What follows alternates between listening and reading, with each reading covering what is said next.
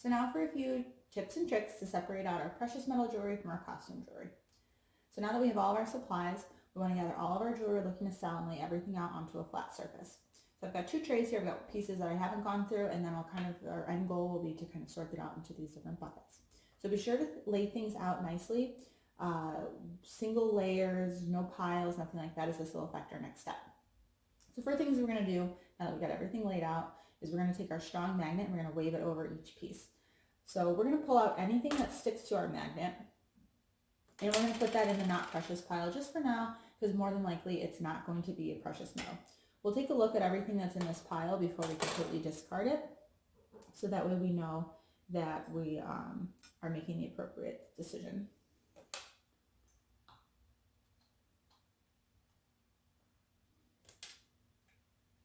So keep in mind you'll have a few things you'll notice here. So I've got a couple clasps that are attracted to the magnet. It's just the clasp, it's not the whole chain. If I jump to this piece here, you can see the whole chain is magnetic. This whole piece is not precious metal. The other pieces, most clasps are going to have a small base metal spring in the clasp that's going to be attracted to the magnet. It doesn't affect the whole piece. It's just that small portion within the spring ring. We can still buy that. It can be 14 karat, it can be sterling silver, it can be 18 karat, and the higher end gold. So just keep that in mind, that that's not going to be a red flag. Same thing goes with hinges on bracelets, things like that.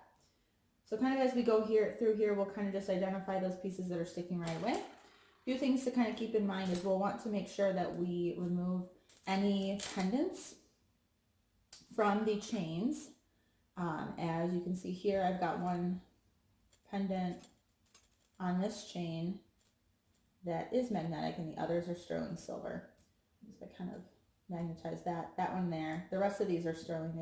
They don't do anything. The chain is good. So make sure you take all those off. Also remove any earring backs from the earrings themselves. You'll see I had a few earring backs here that were magnetic as well. And these were actually on earrings that were not testing magnetic, that are actually, when we look at the stamps, are going to be 14 karat gold. So we'll kind of look at each of those. We're going to go through everything in this stamp, in this not precious pile, and look at the stamps to make sure that we know what we're looking at.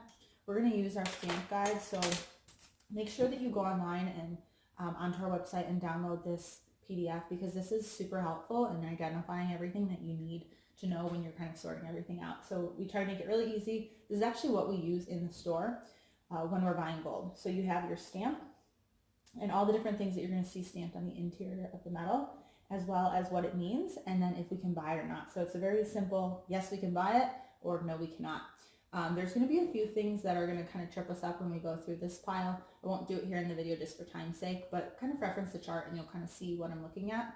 One of the stamps that's kind of misleading is you're going to see some that say 1-20 14K. So what happens typically is we jump right to that 14K and we think, oh, it's gold. It's yellow tone. We don't kind of miss any of the other small signs that are going to kind of let us know that maybe it is a plated piece or it's not solid gold. When actually that 1/20th at the beginning is super important.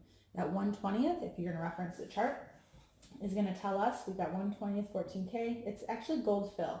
So it's a base metal with a thin layer of gold, and it's just a small portion of it. And unfortunately, we can't buy that because it's mostly going to be a base metal with that small thin coating over it. So you're going to see some signs of that as you kind of go through things.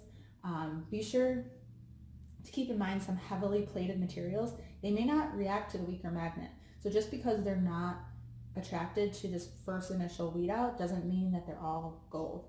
So you're going to have to use that stamp chart. Other things you can look for, green oxidation is a telltale sign. Most precious jewelry doesn't have that nickel oxidation. So if an entire piece is turned green and it's corroded, it's most likely not going to be gold or platinum. Another thing that you can look at is look for that appearance of discoloration, especially on those yellow pieces. That can tell you right away if it has plating on it. So if you look at the bottom of your ring here or other areas that have a lot of friction, if that yellow is kind of looks like it's rubbed off and you kind of see a little bit of like white showing through, it's most likely going to be a plated piece. So once you kind of do your preliminary kind of sort through and you look through all your stamps, we're going to go through all those pieces. You don't necessarily have to bring all these pieces, but if there's some things where you're like, I thought this was gold, but it's coming out. It looks a little weird.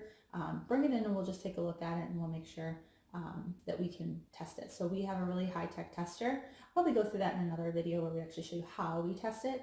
We have two different processes. We have an electronic tester where you don't have to do anything to the jewelry. You just put it on a plate and it goes through a magnetic process. And then we also have an acid test where you have to scratch through that plating and the acids kind of go through. It's a pretty cool process. So stay tuned for that down the road. For now, you can just kind of go through and sort everything into your buckets. And then once you have everything into your different categories based off of the stamp, you can go ahead and bag it. So just take that same type of label that you have on here, sterling, 10 karat, 14 karat, 18 karat, whatever the stamp says, just write it on the baggie in your Sharpie. And then what we'll do is when you come in, we'll go through and we'll do that testing on it to make sure that everything's appropriate. We weigh it out by piece and we give you two different prices.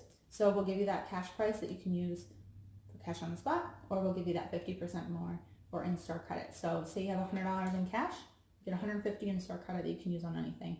Another big thing that we do is that store credit never expires. So it's your money. You can use it in the store however you choose, whenever you choose. So hopefully this has been helpful. Like I said, reach out to us if you have any questions on any stamps that you're seeing or things like that. And if we can help remotely, we certainly will. You can message us on Facebook. You can message us on Instagram. You can text us. There's a web chat on our website. There's email, everything like that. You know how to find us. And then in the meantime, we'll see you when we reopen. Stay home, stay safe, and thanks to all those who are out there doing what we need them to do in order for us to stay healthy. So thanks again. Until next time, have a great day. Bye.